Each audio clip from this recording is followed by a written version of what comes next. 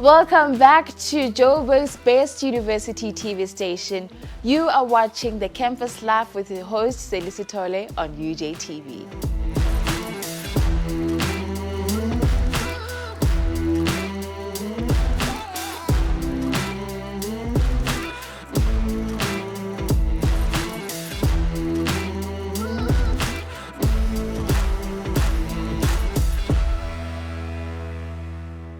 The Staff Day 2024 event presented a program that was filled with various fun activities for the UJ staff members, such as exhibitions, craft markers, live entertainment, music, dancing, and sports.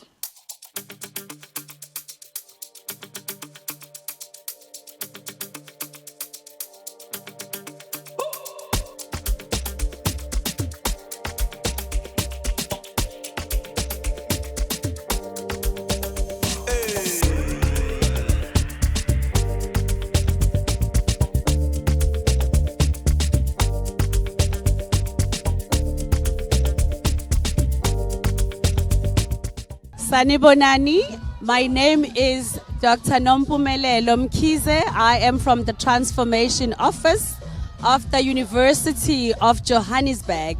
We're here today on the 27th of September. We are celebrating our differences. We are celebrating 30 years of democracy.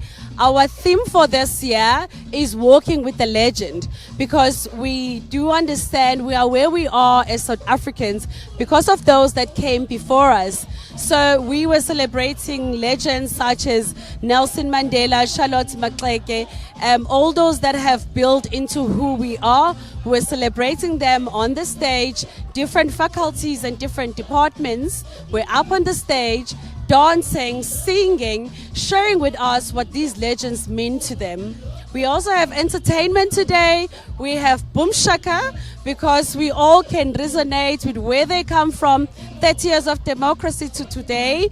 We have Tebe, he's currently performing right now. We have Jan, who also sang some Afrikaans items for us. So it is a great day all in all. We're all dressed in these heritage outfits. We're coming in different colors, and we're saying whatever color you present, we all can coexist in a unified South Africa.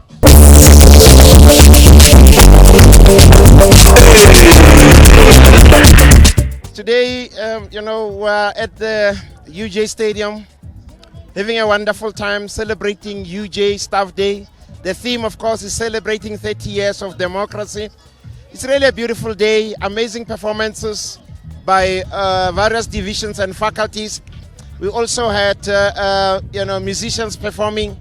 It's just electric, This is really important, It's an important day on UJ's calendar because it's an opportunity for us as UJ staff to come together and not talk shop, just enjoy each other's company.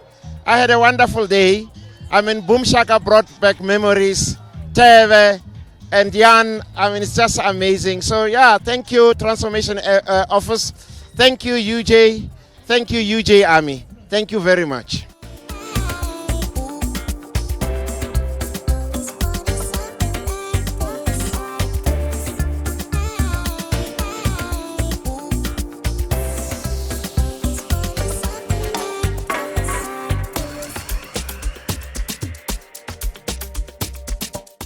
First of all, I would like to just thank you so much for joining us today and entertaining us.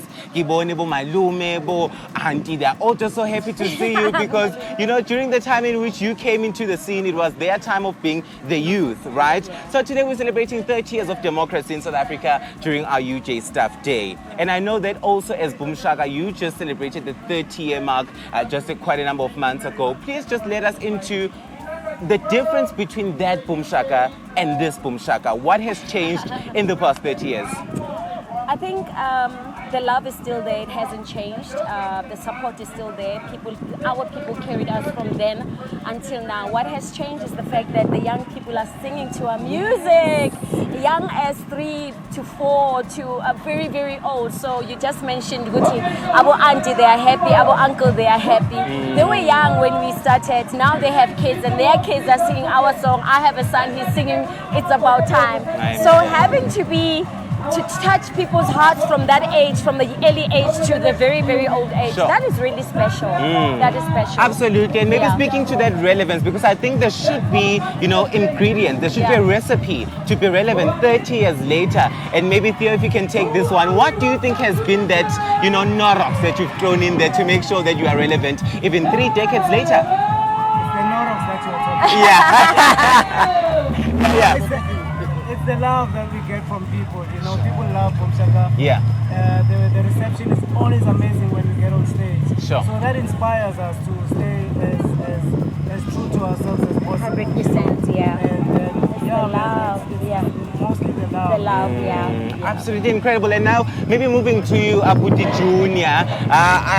On stage right now, you took a moment for Auslebo Matosa, the legendary, iconic Auslebo Matosa. Why is it so important that we still celebrate her legacy, after she, is no longer with us? Why is it so important to we just take that moment on stage and salute her? Sure. It's a nice question. I love it. Is a big part of Pumshaka. Sure. And Will always. she will always be a big part of Pumshaka. Yeah. So we always have to dedicate 100%. everything to her Sure. on the show. When we perform, her spirit is always there. Yeah. And it's always motivating us, to do more and more. And we celebrating her life, her talent, her love. Sure. And the person that she was. Yeah. And she left us with the gift of music. Sure. Half of us, most of the song, her voice is leading us. Yeah. And that's one thing that have carried us from then until now. Sure. I mean, people are, their parents, they leave them with the will, with the inheritance. Yeah. Label left us with the gift of music. Sure. And there's no way you'll be on stage without feeling her presence. Absolutely love that, Austembi. And of course, I'm just going to come back to you still on Auslebo. You ladies, when I look at the archives, because I was not even born when Pumshaka actually was at its inception, but I'm looking at just how bold you were, through your fashion, through your artistry, self-expression was a thing. Why was it so important for you during a time where I believe black people were not so, because you were just joining into democracy, right? It was not as easy to just be yourself like that. Why, was it so important for you to be bold and be so huge on self-expression during that time with Auslebo? Yeah, I think the timing was allowing, 30 years of democracy. Sure. When we started, it was 94. It was a big moment for us as a country, a moment of self-expression, a moment of using your voice. And we had music to express and to spread the message out there and to celebrate and to actually share how we're feeling at that time. So through fashion, through dance, through music, through your voice, the time was allowing. So we were so driven, the air was allowing, so there was nothing stopping us, and that's why ain't nobody stopping us. So we ain't stopped by anything. The 2024 TEDx University of Johannesburg theme was Interconnectedness. Threads of inspiration, ideas, and impact. Let's check out the amazing speakers who headlined this event this year.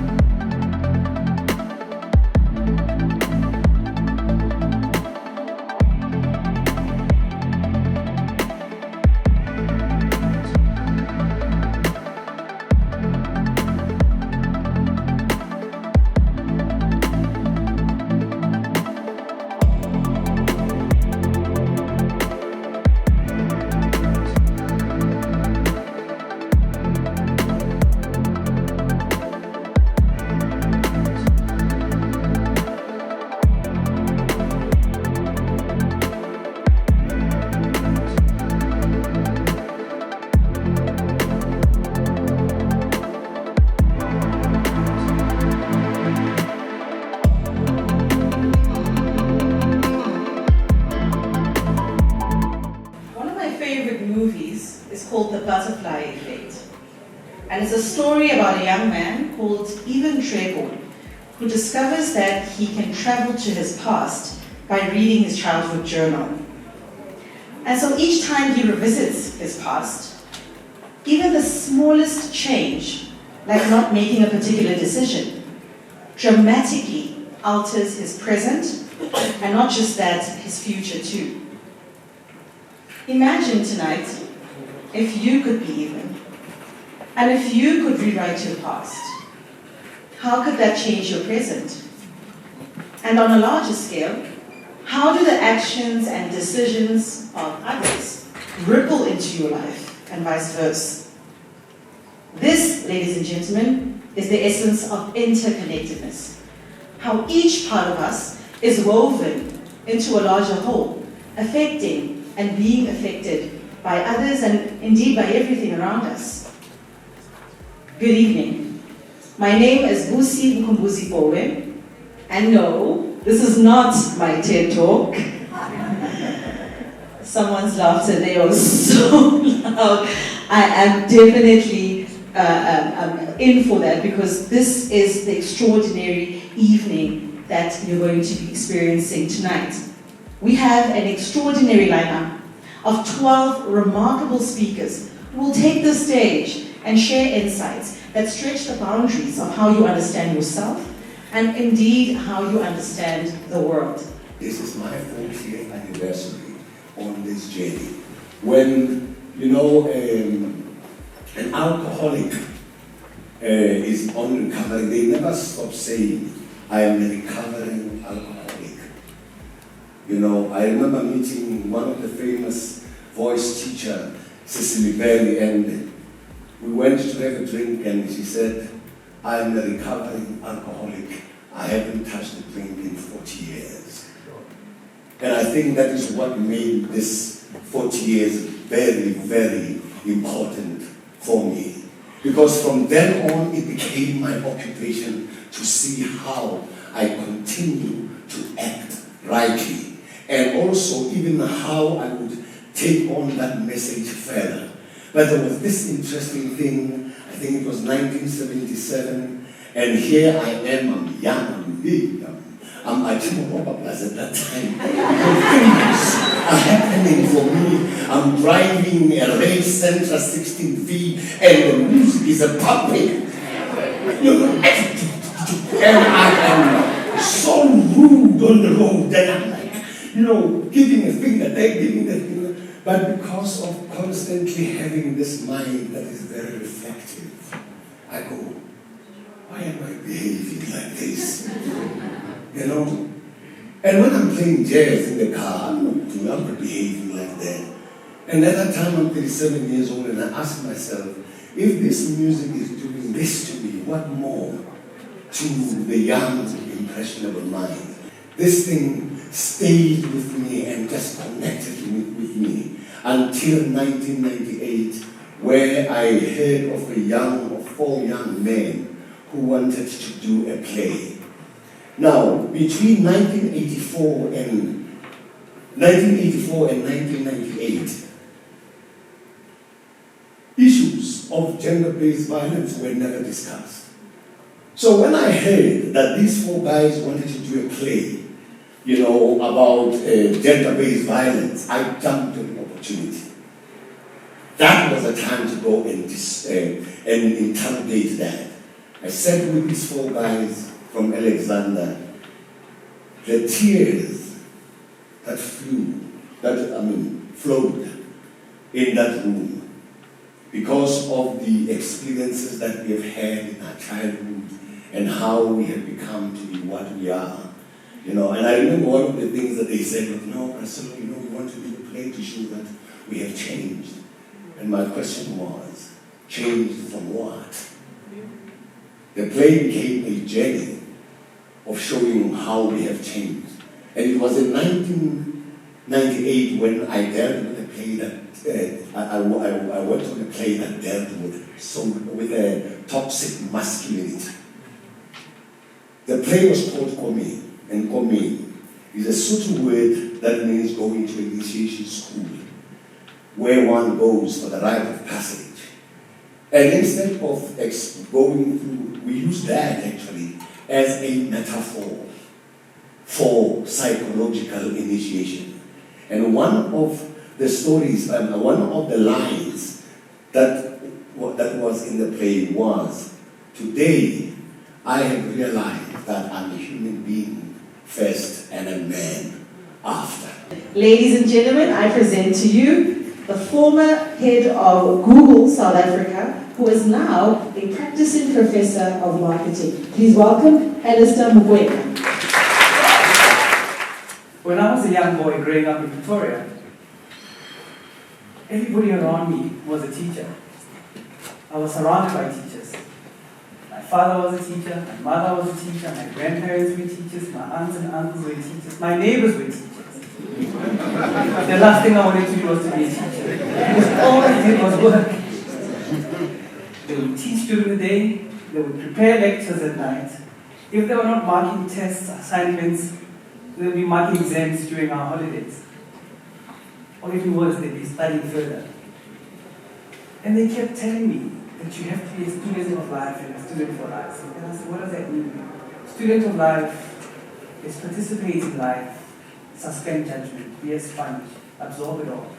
Student for life, never stop learning. Continuous development is a responsibility we have to each other. The duty of care that we have to create a much better world for each other requires us to be the well that feeds other people. My well should not run dry. So you can't pour from an empty cup. Hence the notion to constantly pour and learn so that you can impart your knowledge to other people. I thought that was interesting. But what struck me was how he spoke about their students and their learners. They call them our children. So I said to my mother, where are your children? What do you mean these are your children? And she said to me, it takes a village to raise a child. Nobody was working at the time. The hopes were on me. And as I learned of the status quo, that the desire of my parents was for me to work, the future that I so looked forward to became bleak. I looked at myself being shut in. There were shut doors, hopelessness, no way out. My parents, whom I thought had a trust account for me to go to school, never had that because they were looking at me as that electron that was going to bring financial stability and financial ordering within the family. Little did they know that the little boy was also dreaming her own dreams. As this status continued to go on, not knowing where I was going to see my future coming in, I saw the interconnectedness between my past and the future that was not going to be realized because of the status that was being spelled by the situation, which spoke of closed doors and hopelessness. While in the midst of this challenge, I saw myself being drawn into a black hole. And I believe that everybody understands that in the black hole, there is no life. And what made this black hole so dark and deep was the realization that I had spoken to my parents and to myself, and I had thought that we were strongly correlated to the idea that I would go to the university and make the best out of my life. Little did I know that they had their own dreams about me. At some point in time, when I had thought I am done with the books, hunger came back. I went back again and I registered for MBA at Johannesburg Business School. Went on with it and then I finished it. I'm here to say while I was doing it, I was also registered for a Bachelor of Theology. And I'm about to finish it next year because the connection with myself and the inner being, I remembered the being who spoke, you are, not the states you find yourself in. And I'm here to probably apologize to my parents for saying no to their desires at the time they wanted me not to go to school but to work. That no allowed me to say yes to the person that I am today. Probably I'm apologizing to my siblings, 9 of them, who were dependent on me at the time to say yes. And I said no because I needed to create the future that I'm at today. As I stand here, on the day called today, which is the future of my yesterday, the past of my tomorrow. I'm announcing that these 3 states exist in each and every one of us. And if we can learn to embrace them, we become the people who we are. And I thank you. We've come to the end of this episode, but not to worry. We'll be back next week, same time, same place.